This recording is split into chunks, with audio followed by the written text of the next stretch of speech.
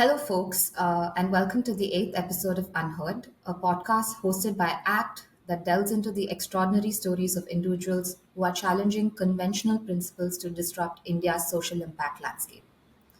Water, one of our planet's most precious resources, is being pushed to the brink. Did you know that 54% of India is classified as water stressed? This means over half of our country is grappling with severe water scarcity. Yet, we often take this resource for granted.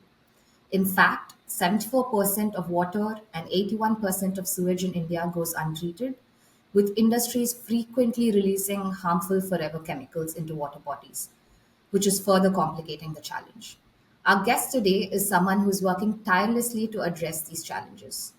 Amrit, the co founder of Indra Water, is leading the charge in wastewater treatment, developing a technology that not only reduces water wastage but also tackles those difficult to remove forever chemicals. Under Amrit's leadership, Indra has saved over 2.5 billion liters of water and reduced greenhouse gas emissions significantly with their solutions. Amrit, welcome to UnHerd. Hi, Shruti. Thank you so much for having me on the podcast. It's a real pleasure. Amrit, let's kick things off by diving into your journey. What inspired you to focus on water treatment? Was there a specific moment or challenge that made you realize this was the problem you wanted to solve? I think the inspiration to work on water, goes long back because I've grown up in the southern part of India and in the city of Chennai. Uh, I think when we used to wake up early in the morning, also our daily activities used to be planned around availability of water. Water is so integral to everything we do. My co-founder, his father was into the chemicals trading business, so he had been to multiple factories, having seen effluents or toxins being discharged untreated into freshwater bodies. So these vivid images from our childhood kind of stayed with us. We might have taken a different path, in our academic careers and in our professional careers later, where I was into automotives followed by clean energy. Same thing with my co-founder. But we got this opportunity to treat stormwater in Seattle.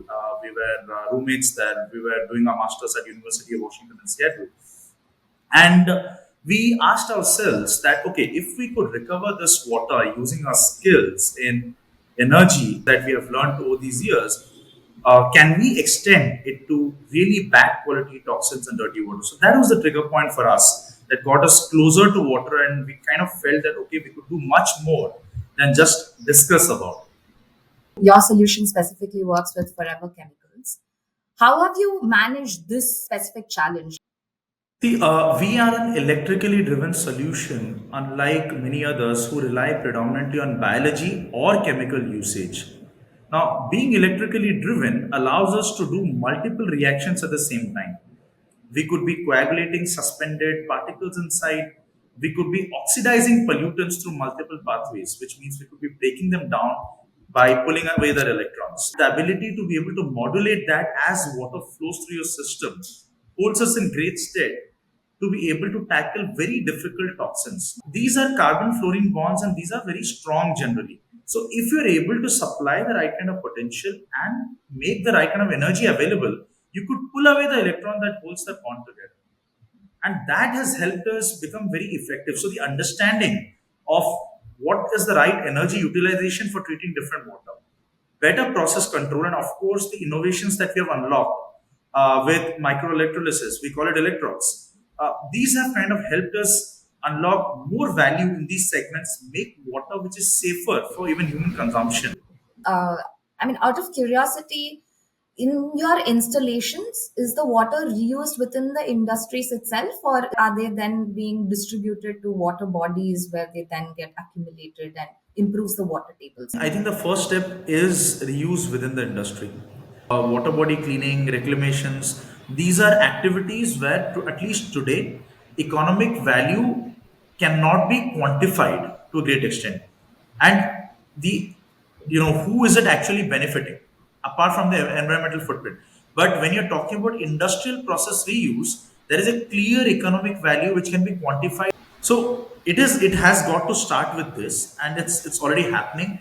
A lot of players in North India, Western parts of India, and Southern India are already doing it, and Eastern part of India will also join in because they are the bulk users when it comes to mining industry, steel industry, and all that, where there can be huge impact. Uh, but once we enter into that phase where industrial process reuse has become mainstream, that's when you have more water available for domestic use cases and sewage treatment. So industry comes first because there is a business continuity case here, there is an economic value case here, followed by sewage treatment. Because if you're going to tap all the pollutants and ensure that the water is not going out, your water bodies are anyway going to start becoming better. I think you've had tremendous success working with marquee clients like Unilever and Tata, and your technology has been implemented in various industries, right? Could you share a story or an example of how your solution has created real impact for your clients? I think one of the interesting parts of our journey is the first 5 years where we were actually working with much smaller clients, companies which have a much smaller balance sheet, where the requirement for water is also much lower. But these customers were textile customers, they were customers in the food production area, they were customers in the pharmaceutical area. Now, working with these customers actually helped us understand that our product could be deployed either standalone, it could be combined with existing technologies, and more importantly, even customer personnel, people at the ground level there could be trained to work with us and respond to different situations with the deployed water assets. Now that built a certain kind of confidence, not just in the product, but it also built a confidence in our ability to control the performance of assets over a period of time. Now, there is a very unique use case with a textile customer, and it's a garment washing facility. Now, we have been doing a very tricky wastewater which has a lot of surfactants. Now, at this facility, we have managed to recover almost every drop of water for reuse. It has either been used in industrial process, or it is being used for other non-potable activities like probably flushing or irrigation or even floor washing. So not a single drop of water is actually being wasted at that facility. And all this has been achieved with the help of the customer, where they have also risen up to the challenge and worked with us. Our end customers can include the likes of Unilever and Tata and Aditya Birla Group. Now, all of these customers are important from the perspective of a recurring, pattern of requirement across their businesses. So, for Indra, progressing from these smaller customers to the larger ones has been very natural, and it has also helped build successful use cases which can be applied to these larger use cases. Thank you for sharing that story, Amrit. Water, it's a very complex space, right? Especially water treatment. And again, with industrial wastewater, it unfortunately doesn't have a direct economic value attached to it. Can you talk us through what how you've tackled this mindset? How do you create adoption for your solutions in an environment where water is often undervalued? So I agree with you, Shruti. Water as a resource has been extremely undervalued, and I think all of us have taken it for granted. We do not associate a monetary value with it because we get it almost for free most of the time. But it is critical to understand that water is not just important for our daily activities, but it's important for business continuity. A lot of the critical products that we use in our daily life consume huge quantities of water. So it was first important to understand that any disruption to water availability could impact businesses by not allowing them to continue production. The other part is to understand what's the economic value of water. Like, what if water is not available? What's a value that can be attached to your downtime of your factory? Is there a value that can be attached to non compliance? Or is there a value that can be attached to having to purchase more water at a higher cost? I think we are at a crossroads today where all of these questions have become really pertinent, and it was important for us to go to our customers and help them understand that this is not just an activity you're doing for the environment, nor is it just for compliance, but it actually makes business sense. To use water and then treat it and reuse it at the point of source is actually an economically viable activity which can result in tremendous savings. It can also help them reduce the dependent on a centralized resource. Over a period of time, our customers have really come to see We have been able to demonstrate it with pilots and then with commercial systems, and the acceptance rate has significantly gone up. And we intend to continue on this path where we are going to spread more awareness and we're going to help them reuse more water. And more importantly, we're going to help them understand that industrial water does not need the highest quality fresh water. It could be done with treated water. And fresh water should be left for human consumption, which is essential for life. There are a few new standards which have kicked in, which talk about minimum reuse for bulk users. Like the government has recently mandated that bulk users need to reuse at least 50% of the water there. So that helps because then they're talking about offsetting freshwater demand and also reducing water pollution downstream because there aren't enough centralized facilities which can deal with that. Further, there are policies around what is the minimum water generated by yourself at a facility versus the sewage treatment plant that you need to put up. So the government mandates that if you're generating more than a certain quantity of wastewater, you compulsorily need to have that. So these things are egging people along, and the compliance is becoming stronger. But what we lack in India is a differential pricing. Today, water is priced only on volume. Somebody like a textile plant which has about 10x lower pollutant load but generates 10x higher volume of water is charged higher than a pharmaceutical company which generates a very small quantity but very highly concentrated pollutant load. So people should be charged on the basis of a volume slab based on consumption, and they should be charged on the difficulty in treatment based on the pollutants or toxins that they are generating. Do you think the policy landscape is taking that turn right now? Do you see any early emerging trends toward that, or is it more in the long future and not the near future? I think the first steps have already been taken, where the National Green Tribunal, has already made the draft norms for water discharge significantly tighter and stricter compared to before. That is the first good step. And there have been regulations like the water reuse policy for bulk users, or looking at water quality as a parameter to understand how a CETP should be designed. So certain steps are being taken. I think it's also related to the maturity of the water market. As the maturity of the market improves and the adoption keeps going up, there's going to be better economies of scale. The financials are going to make more sense, and the cost of water is going to get better regulated along with that. In fact, there are a lot of facilities which are generating excess water after treatment, but they're unable to uptake it. So probably there could be a water exchange in urban areas where they're able to sell this water, which could be easily used by industries in the industrial zones. They don't need to use municipal fresh water for that. So this is another area which can come in because we are looking at very large volumes of water in India. Amrit, I know one exciting development we've heard and also supported is the launch of your upgraded technology, which is ElectroX. It promises better efficiency and lower operational costs. Can you tell us what's new with this version and how it's going to take water treatment to the next level for you? Yeah. Yeah, first of all, a big thank you to ACT for supporting the development of Electrox. It's a massive upgrade over our previous, reactor technology.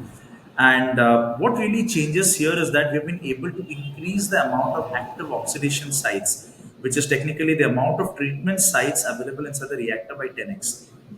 Now, this automatically allows our reactors to treat water far more quickly than before. In fact, we're able to treat sewage water in just 40 seconds of contact time in the reactor. Now, that's 25% faster from our previous generation reactors, and our energy consumption has reduced by more than 15%. And in some cases, we're able to, actually see up to 30% reduction in energy consumption when we're deploying it in commercial sites. Now, all of this is possible because it's not just been an iterative improvement, but it's been a complete overhaul, keeping in mind the customer requirements in India. We encounter hybrid wastewater most of the time in India. So it was important for our reactors, our algorithms, our power supply systems to be able to respond quickly enough to these changing variable loads that come in, and the ability to have more treatment sites increases the probability of pollutants breaking down inside our reactor. So this overall jump from our previous generation flow series and structural flash reactors to electrodes has allowed us to do much larger projects.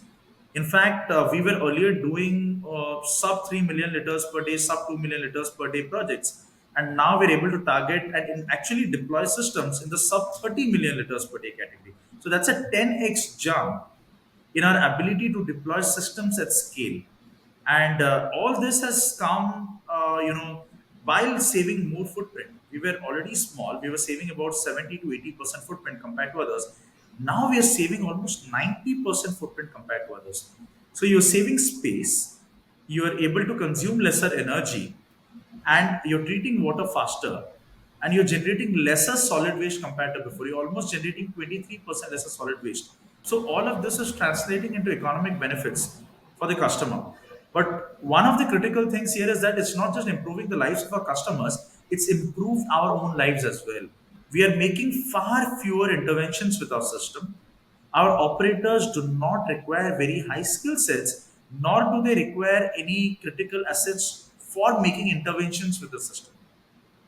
So it's become much more easier now to work with extended partners as well for deployment of our systems. So overall, it has impacted our scalability and the timelines over which the scalability could, could kind of play out.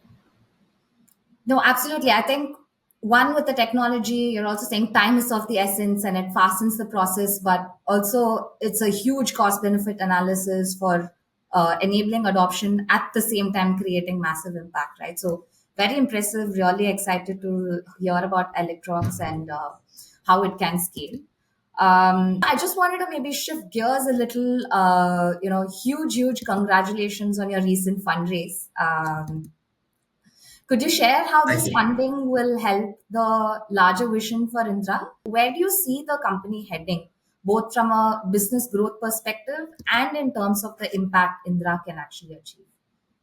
Thank you so much about that. Yeah, we did raise our Series A in January of this year. It was around led by Emerald Technology Ventures and co-led by Mela Ventures, and we had participation from Peak Sustainability Ventures, who have been long-time backers of our work, as well as Climate Angels and a few existing investors who reinvested.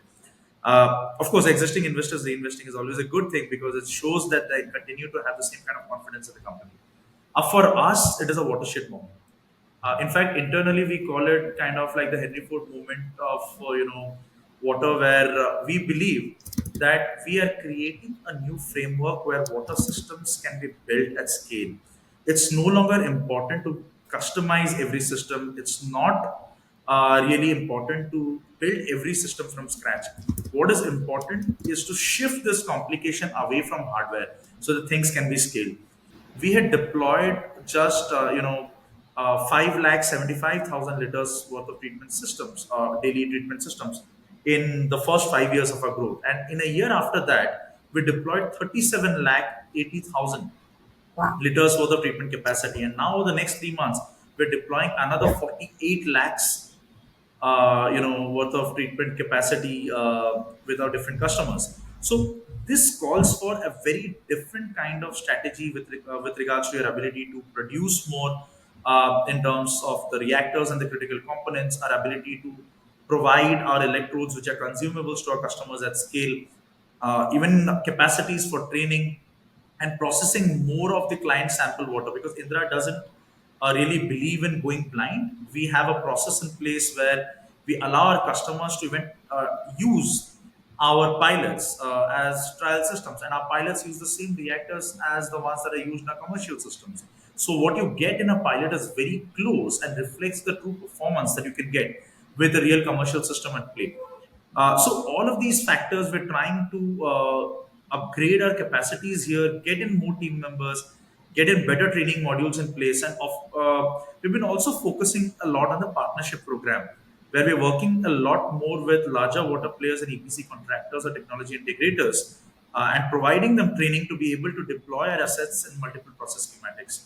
So this focus on scale for the next 2 3 years is going to be there, and we anticipate that this is also going to be helping us across other geographical regions. What were the challenges you overcame in your founder journey, even in the first 2, 3 years, right? What were the challenges that would have almost had you say, okay, I'm dropping this now, but you didn't? I think the challenges were a lot about mindset because water has been a commodity that's been available at such an underpriced value. It's been about mindset about why should we pay for our water, and more importantly, why should we pay to clean it up? So that was a big challenge we had to overcome because we had to prove to people that it can actually be economically viable to clean up a resource which is so underpriced. I think the other challenge was water industry is so fragmented and at such a nascent stage, though it's been existing for over 100 years now. But the actual development of technology, actual development of financing models, or the industry itself in terms of maturity in execution, all of these are not at the same level of maturity as like some of the other industries, like the automobile industry or manufacturing industry, for that matter. And it was important for us to help our customers understand that not every water plant has to be designed from scratch.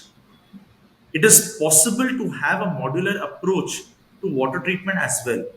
In fact, some of our customers earlier would not believe that you could segregate streams and have a small module taking care of one stream and another taking care of the other polluted stream, and then you could combine it. That kind of flexibility to treat different streams differently and have different mixes of treated water, it could not one could not think about it earlier. I do want more words of wisdom from you as a founder that we can pass on to our listeners. Building a tech driven solution in a critical sector like water is no easy feat.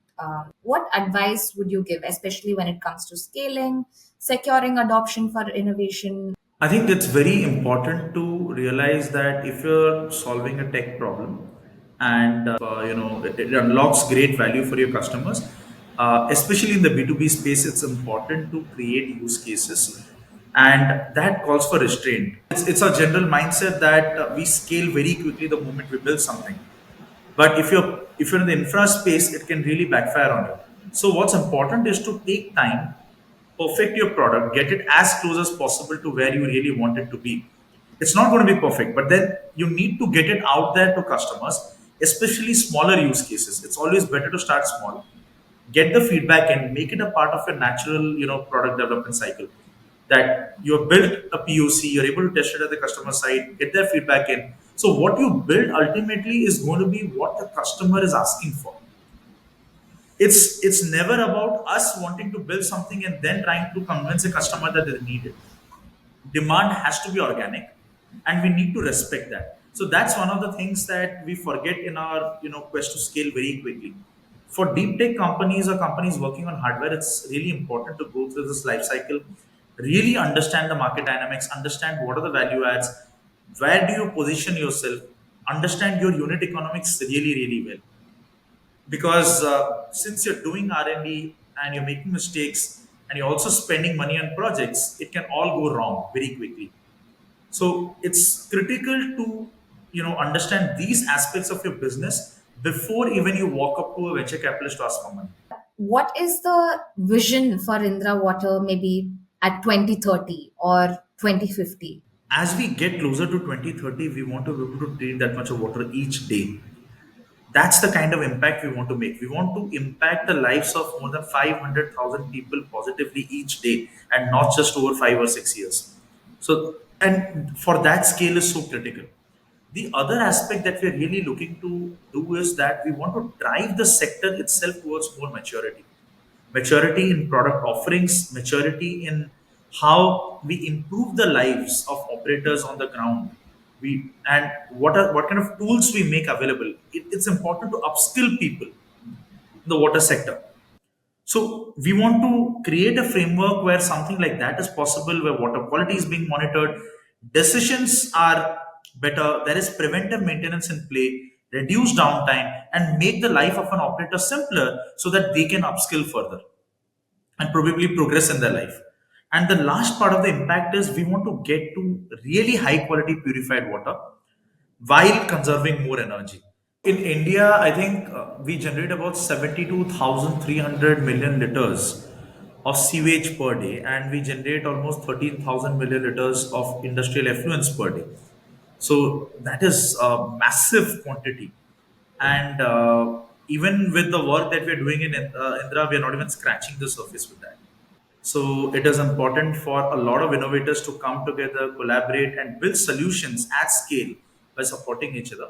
So we really look forward to collaborating with people who come up with new ideas. Thank you so much, Amrit. This has been such a fascinating conversation. The work you and your team are doing at Indra Water is just not solving an environmental problem, but you're also reshaping how we value and protect one of our most essential resources. Thank you so much, Shruti. This brings us to the end of our eighth episode of UnHerd, a podcast presented by Team Act. If you enjoyed this episode, subscribe to our Spotify and YouTube channels, where we'll bring you more unheard stories of people who are passionate about creating impact at scale in different ways. People who truly stand apart from the herd. Follow us, like, subscribe, and share.